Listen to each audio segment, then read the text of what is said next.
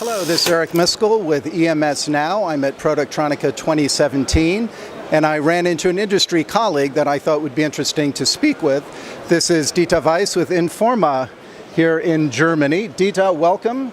I'm glad you could take some time to speak with us today. Why don't you start by telling people exactly what it is you do here? Yes, thank you very much, Eric. I am doing market statistics and analysis for the European markets, electronic markets in specific for the EMS companies and for hybrid circuits, ceramics. And this is invaluable information for manufacturers, and that's where my expression in4ma comes from, information for manufacturers. My company itself is called Weiss Engineering. I'm an engineering office, and I have worked for the last 40 years in the electronics industry, and for the last 15 years I have been doing statistics on EMS and OEMs in Europe, and now I have published my first report on the European EMS industry, showing their growth for the last 4 years, showing everything by country, showing everything by company size. So a lot of valuable information, especially for the big players in the EMS who want to better understand the European market. Good, good. And that's exactly what I wanted to speak to you about, was this report. I saw the report yesterday, very impressive report, a lot of information, well presented. So congratulations to you on that. Thank you. Let's talk about it a bit. Let's maybe characterize the European market. And by Europe, what I found very interesting too is you stick very strictly to Europe, and that was made evident in Turkey, for example. You do just, maybe you could explain, just on the one side of the Bosphorus, right? Yes, Europe is clearly defined, and Europe is not EMEA. So I did not focus on the Maghreb states in North Africa, and in Turkey I only took the European, geographical European part of Turkey, which is west of the Bosphorus. And I couldn't just leave that out because there is two big and important companies there. One is Foxconn and the other one is Vestel, a Turkish manufacturer who has a lot of OEM products but does EMS work as well. And I had to limit it as well because there are roughly 1,760 EMS suppliers in Europe, of which I so far have identified 1,576.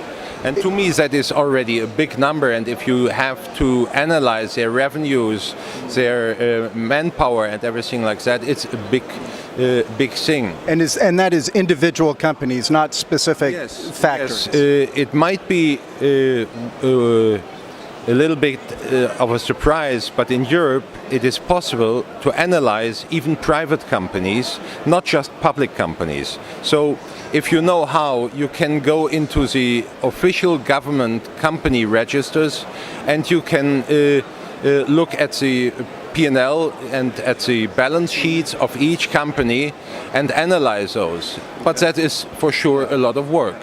So tell me, with that in mind, how would you characterize the industry in Europe generally? I mean, from a customer base, are those international? Are they mostly domestic? How is it? Well, first of all, the European EMS production has grown by 2.2% last year, 2016. The year before it had been 6.1%. But what we see is the general trend of more production volume going to Eastern countries. See, some people try to divide Europe into Western, Central and Eastern Europe. But that makes absolutely no sense, because even so we don't have the Iron Curtain anymore, but we have a labor cost curtain. The Eastern countries still have much less labor costs than the West. And that makes it attractive for the big companies like Foxconn, like Flex, like Jabil, to set up factories in Eastern Europe in order to serve the end customers in Europe better, rather than having to import all these products from the Far East. And so what is driving the growth, do you think? Well, first of all, we know that the growth is on the EMS industry is bigger than of those of the OEMs, for the simple reason that more and more OEMs try to get rid of their own production as it has become too cost intensive, and they feel more comfortable to give their orders, to give their products to an EMS or an ODM supplier. That is the one thing. So growth rates for EMS are higher than for OEMs.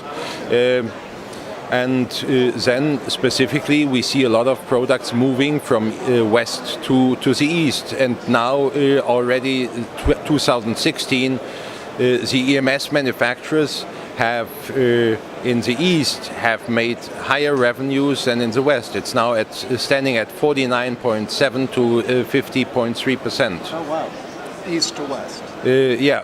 East is now at 50.3%. East is a lot. Yeah. Okay. Now, and also we have in Europe you have both the tier ones, but then you have the vast majority of the companies are small private companies. I think I noticed in Germany had the most by number, over almost 500, yes. Right? See, that might be different to the United States. If we look at it by revenue, in all of Europe there is just 10 EMS manufacturers, and I have to explain it a little further. I look at every legal entity separately. So I might, among those 10 companies, for example, that make revenues of more than 300 million euros, there is 2 Foxconn factories. One in Pardubice in Czechia, where they manufacture the HP product, and one in Slovakia, where they manufacture the Sony TVs. I count those separate. So the number of big companies, Tier 1 companies, is very limited.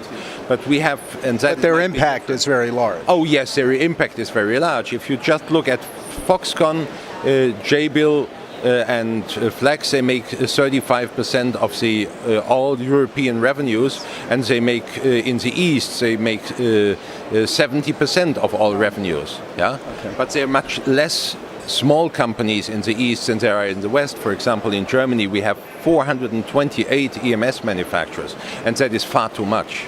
Yeah, no, absolutely. So looking forward, I know part of what you did was take a look back to see and do a very good job presenting that. But looking forward, you also did a bit of a forecast as to what you expect to happen in the future. What does your glass balls tell us the future holds for the EMS in Europe? Well, I held a EMS workshop this year in Munich, where I had all the big EMS manufacturers from Germany, Austria and Switzerland, and we discussed 2017, and the clear statement was we're going to see growth rates of 5% and more, so we're going to see a very good year in 2017.